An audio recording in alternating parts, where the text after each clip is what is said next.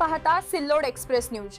छत्रपती संभाजीनगर जिल्ह्यातील कन्नड तालुक्यातील जैतापूर येथील राष्ट्रीय माध्यमिक व उच्च माध्यमिक विद्यालयात 12वीच्या परीक्षा दरम्यान सामूहिक कॉपी प्रकरण उघडकीस आल्याचा गंभीर आरोप करण्यात आला आहे। प्रतिनिधी वसीम आझाद, करंजखेड तालुका कन्नड येथील शेख कलीमुद्दीन शेख हबीदुद्दीन यांनी माननीय विभागीय आयुक्त छत्रपती संभाजीनगर यांच्याकडे लेखी तक्रार दाखल केली आहे। तक्रारीनुसार 11वी आणि 12वीच्या परीक्षेसाठी विद्यार्थ्यांकडून मोठ्या प्रमाणात पैसे घेतले जातात आणि 12वी उत्तीर्ण करण्याची हमी दिली जाते।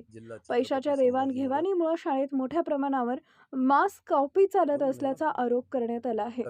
तसेच संबंधित संस्थेचे अध्यक्ष आणि सचिव यांच्यावर गुन्हा दाखल करून शाळेची मान्यता रद्द करावी अशी मागणी तक्रारदारांनी केली आहे। दरम्यान या प्रकरणी सखोल चौकशी करून दोषींवर कठोर कारवाई करण्यात यावी अशी मागणी करण्यात आली आहे। शेख कलीमुद्दीन हबीबुद्दीन, राहणार करंजखेडा, तालुका कन्नड, जिल्हा छत्रपती संभाजीनगर। आपल्या कन्नड तालुक्यामध्ये जैतापूर या ठिकाणी एक सामूहिक कॉपीचा प्रकार घडला। जी शाळा एक कन्नड तालुक्याच्या माजी आमदाराची आहे व त्या शाळेचे ते अध्यक्ष आहे। त्या ठिकाणी माध्यमिक व उच्च माध्यमिक शाळांमध्ये 11वी आणि 12वीसाठी मुलांकडून फार मोठ्या प्रमाणावर पैसा गोळा केला जातो आणि 12वीला पास होण्याचे आमिष दाखवून तो पैसा गोळा केला जातो। तो पैसा शिक्षकांच्या माध्यमातून गोळा होऊन संस्थेचे अध्यक्ष व कन्नडचे माजी आमदार यांच्याकडे तो जमा होतो। आता या सामूहिक प्रकरणामध्ये ज्या हॉलमध्ये सर्व हॉलमध्ये सीसी कॅमेरे असताना, शिक्षकांना सुद्धा माहीत असताना की या ठिकाणी सीसी कॅमेरे आहे, असे असून सुद्धा या ठिकाणी या शाळेत जैतापूरमध्ये सामूहिक कॉपीचा प्रकार जो शिक्षण खात्याने उघडीस आणला, त्यामध्ये कोणत्याही वृत्तपत्रात किंवा कोणत्याही चॅनलमध्ये संस्था चालकाचे नाव नाही, कारण ती संस्था एका फार बलाढ्य मोठ्या माणसाची आहे।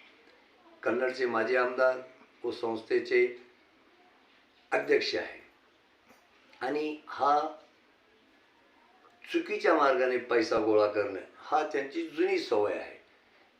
या अगोदर त्यांनी काही वर्षापूर्वी मध्यवर्ती जिल्हा सहकारी बँक नोकर भरतीमध्ये घोटाळा झालेला होता। त्यामध्ये कन्नडचे माजी आमदार यांच्यावर गुन्हासुद्धा दाखल झालेला आहे आणि त्या गुन्ह्यामध्ये त्यांची जेलमध्ये सुद्धा रवानगी झालेली होती। इतके असून सुद्धा त्यांच्यामध्ये काहीही सुधारणा झालेली नाही। पुन्हा चुकीच्या मार्गाने या मुलांकडून 12वी पास करण्याचे आमिष दाखवून पैसा गोळा होतोय। तो पैसा या अध्यक्षाकडे जमा होतोय आणि त्याच्यामध्ये बळी जातात शिक्षक कर्मचारी। 19 लोक निलंबित केले, एक शिपाई आणि 19 कर्मचारी। तर माझी या आपल्या माध्यमातून शासनाला, विभागीय आयुक्तांना, जिल्हाधिकाऱ्यांना, शिक्षण अधिकाऱ्यांना अशी विनंती आहे की संस्थेचे जे अध्यक्ष आहेत त्यांच्यावर गुन्हा दाखल व्हावा। त्यांच्या दबावामुळे शिक्षकांनी हा मास कॉपीचा प्रकार त्या शाळेत घडवून आणलेला आहे। तर या संस्थेचे अध्यक्ष यांच्यावर गुन्हा दाखल व्हावा व त्या शाळेची मान्यता रद्द व्हावी, याकरिता मी विभागीय आयुक्त संभाजीनगर व जिल्हा अधिकारी संभाजीनगर, मुख्य कार्यकारी अधिकारी जिल्हा परिषद संभाजीनगर आणि शिक्षण अधिकारी यांच्याकडे लेखी तक्रार दिलेली आहे। ही ती लेखी तक्रार आहे। यामध्ये मी स्पष्ट असे नमूद केलेले आहे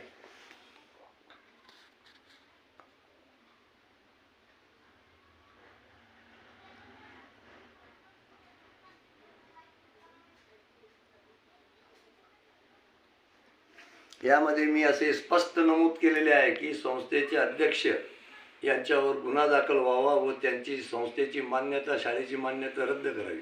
तरी माझ्या आपल्या माध्यमातून शासनाला आणि विभागीय आयुक्त, जिल्हाधिकारी, CO, शिक्षण अधिकारी यांना विनंती आहे की याची आपण आपल्या स्तरावर याची दखल घेऊन या भ्रष्ट लोकांना धडा शिकवावा, यांच्यावर गुन्हे दाखल व्हावे.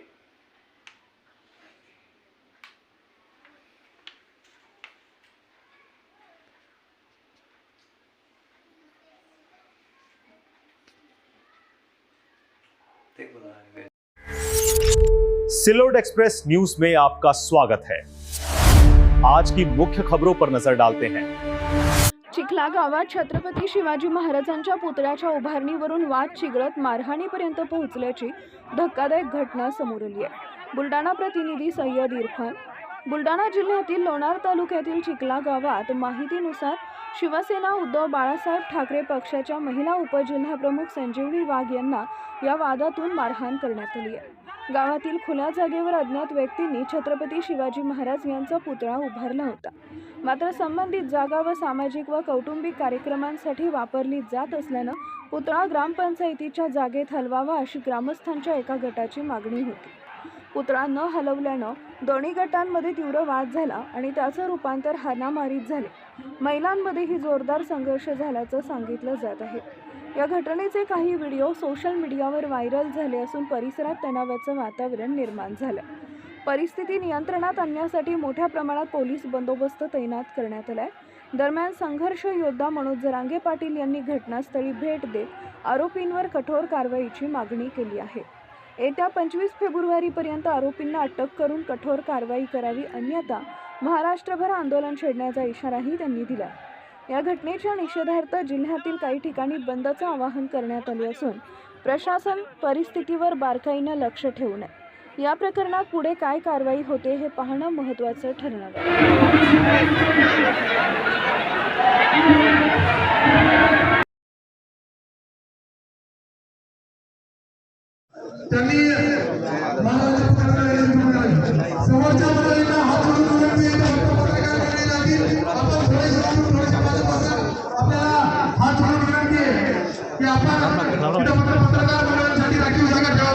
जेणेकरून आपला समाज हा प्रत्येक मीडियावर प्रत्येक घटकावर दिसला पाहिजे. आपल्याला हात जोडून विनंती आहे की आपण थोडेसे बाजू व्हावे. वकील बांधवांना आणि पत्रकारांना स्पेशल जागा देण्यात यावी ही विनंती त्या ठिकाणी करतो. मराठा बांधवांच्या आलेल्या सर्व वकील बांधवांना विनंती आहे त्यांनी संदीप भाऊ शिंदे यांच्याशी संपर्क साधावा आणि वाटातील गर्दी कमी करून